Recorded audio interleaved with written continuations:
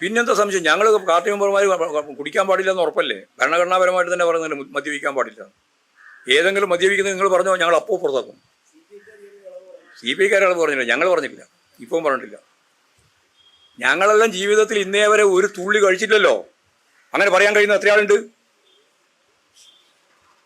മദ്യപിക്കുന്നില്ല, മദ്യപിക്കൂല, cigarette വലിക്കില്ല, അങ്ങനെ വലിക്കാൻ പാടില്ല എന്ന ദാർശനികമായ ധാരണയിൽ നിന്ന് വന്നവരാ ഞങ്ങളെല്ലാം. ബാലസംഘത്തിലും അതുപോലെ തന്നെ വിദ്യാർത്ഥി പ്രസ്ഥാനത്തിലൂടെയും യുവജന പ്രസ്ഥാനത്തിലൂടെയും വരുമ്പോൾ ആദ്യത്തെ പ്രതിജ്ഞ വ്യക്തി ജീവിതത്തിൽ ഇമാതിരിയുള്ള മുഴുവൻ കാര്യങ്ങളും ഒഴിവാക്കി കമ്മ്യൂണിസ്റ്റ് മൂല്യം എന്ന് പറയുന്നത് നവോത്ഥാന പ്രസ്ഥാനത്തിൻ്റെയും അതുപോലെ തന്നെ തുടർന്ന് ദേശീയ പ്രസ്ഥാനത്തിൻ്റെയും അതിൻ്റെ തുടർച്ചയായി വന്ന കമ്മ്യൂണിസ്റ്റ് മൂല്യങ്ങളും ചേർത്തുകൊണ്ടാണ് ഞങ്ങളെല്ലാം പ്രവർത്തിക്കുന്നത്. അല്ലാണ്ടല്ല. അഭിമാനത്തോട് തന്നെ പറയാം. ആ ഷാപ്പ് കണ്ട് ഈ ഷാപ്പ് കണ്ട് പറയുന്നില്ല ഒരാൾ ഉണ്ടോ? ലോകത്തോടാണ് ഞാൻ ഈ പറയുന്നത്. നിങ്ങളെ ഈ സമ്മേളനത്തോടല്ല ഞാൻ ഈ പറഞ്ഞത്. അങ്ങനെയുള്ള ലക്ഷക്കണക്കിന് കമ്മ്യൂണിസ്റ്റ് പാർട്ടി മെമ്പർമാരുള്ള നാടാണ് ഈ കേരളം. അപ്പോൾ മദ്യപാനത്തെ അതിശക്തിയായിട്ട് എതിർക്കുക, സംഘടനാപരമായ പ്രശ്നമാക്കിയിട്ട് നടപടിയെടുത്ത് പുറത്താക്കുക, അല്ലെങ്കിൽ ഒഴിവാക്കുക, അല്ലെങ്കിൽ തിരുത്തിക്കുക. ആ നിലപാട് ഞങ്ങൾ സ്വീകരിച്ചിട്ടുണ്ട്, ഇനിയും സ്വീകരിക്കും.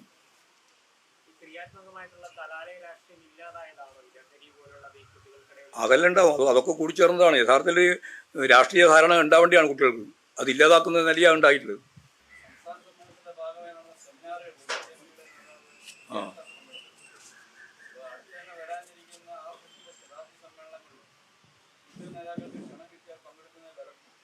അതൊക്കെ അന്നേരം തീരുമാനിക്കാം.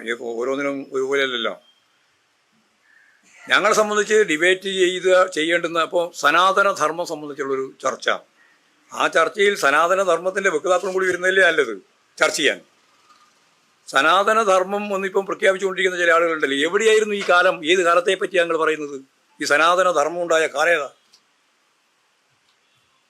നല്ലപോലെ ഞങ്ങൾക്ക് പറയാനറിയാം കാലേതാന്ന്. അത് EMS പറഞ്ഞാണ് ജാതി ജന്മി നാടുവാഴി വ്യവസ്ഥ. ആ നാടുവാഴി വ്യവസ്ഥയിലെ മനുസ്മൃതി എന്ന് പറയുന്നത് ജാതി ശ്രേണിയിലെ ഓരോ വിഭാഗവും നിൽക്കേണ്ടുന്ന അടിയും അതുപോലെ തന്നെ ദൂരവും കണക്കാക്കുന്നതാണ്. തൊടാൻ പാടില്ല, തൊട്ടുകൂടാ, തീണ്ടിക്കൂടാ, കണ്ടുകൂടാ, നിഴലുകൾ തമ്മിൽ കൂട്ടിമുട്ടിക്കൂടാ. ഇതാണ് അടിമതുല്യമായി ജീവിച്ച ഒരു മനുഷ്യ സമൂഹത്തിൻ്റെ ഭാഗമായി ബ്രാഹ്മണ്യം എന്ന് പറയുന്ന ബ്രാഹ്മണ മേധാവിത്വം നടപ്പിലാക്കിയ ഒരു പരിപാടിയാണ് ഈ പറയുന്ന സനാതനം എന്ന് പറയുന്ന നടക്കുന്ന ധർമ്മം. അത് ബ്രാഹ്മണന് വേണ്ടിയാ. ചാതുർവർണ്ണ വ്യവസ്ഥയിൽ 4 വർണ്ണം അറിയാലോ എല്ലായിരിക്കും. ബ്രാഹ്മണര്, ക്ഷത്രിയര്, വൈശ്യര്, ശൂദ്രര്. കേരളത്തിലാണെങ്കിൽ ഒന്നേ ഉള്ളൂ കാര്യമായിട്ട്, അത് ബ്രാഹ്മണരാണ്. പിന്നെയുള്ള ശൂദ്രരേ ഉള്ളൂ. ഈ 4 വർണ്ണം. അതിനിടയിലുള്ള 2 എണ്ണം ഉണ്ടല്ലോ, അതൊന്നും ഇവിടെ കാര്യമായിട്ട് കേരളത്തിലില്ല. ബാക്കി മുഴുവൻ ആളുകളും വർണ്ണമില്ല. ഈ വർണ്ണമില്ലാത്തവരാണ് കേരളത്തിലെയും ഇന്ത്യയിലെയും വളരെ വളരെ കൂടുതൽ ആളുകൾ. ആ വർണ്ണമില്ലാതെ മുഴുവൻ മനുഷ്യന്മാരാണ് തൊട്ടുകൂടായ്മയും തീണ്ടിക്കൂടായ്മയും അനുഭവിച്ചത്. ഏതാണ്ട് 85% വരും. ഹിന്ദു ജനസംഖ്യയിലെ 85% വർണ്ണമുള്ളവരല്ല. അതിന് പിന്നോക്കക്കാരനും OEC-കാരൻ OBC-കാരൻ ഉൾപ്പെടെയുള്ള മുഴുവൻ ആളുകളും വർണ്ണമുള്ളവരല്ല, അതല്ല അവർണ്ണരാണ്. വർണ്ണമുള്ളത് ഞാൻ നേരത്തെ പറഞ്ഞത് മാത്രമേ ഉള്ളൂ.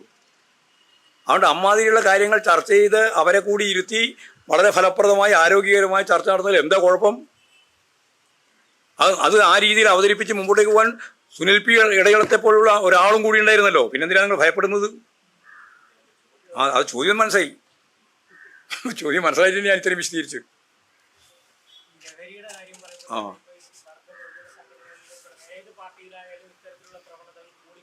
അതെല്ലാം ശക്തിയായിട്ട് എതിർത്ത് അതിനെ പരാജയപ്പെടുത്താൻ വേണ്ടിയിട്ടുള്ളൊരു ബോധം രൂപപ്പെടുത്തണം.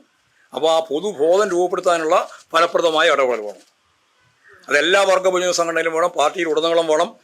അതിൽ പ്രത്യേകിച്ച് മഹിളാ മേഖല വേണം, യുവജനം വേണം, വിദ്യാർത്ഥി വേണം, ഇവരൊക്കെ വേണം. എല്ലാം കൂടി ചേർന്നുകൊണ്ടുള്ള അതിശക്തിയായിട്ടുള്ളൊരു ഇടപെടൽ, ജനകീയ മുന്നേറ്റം ഉണ്ടാക്കണം. അത് കക്ഷി രാഷ്ട്രീയത്തിൽ അതീതമായിട്ട് എല്ലാവരും ചേരണം.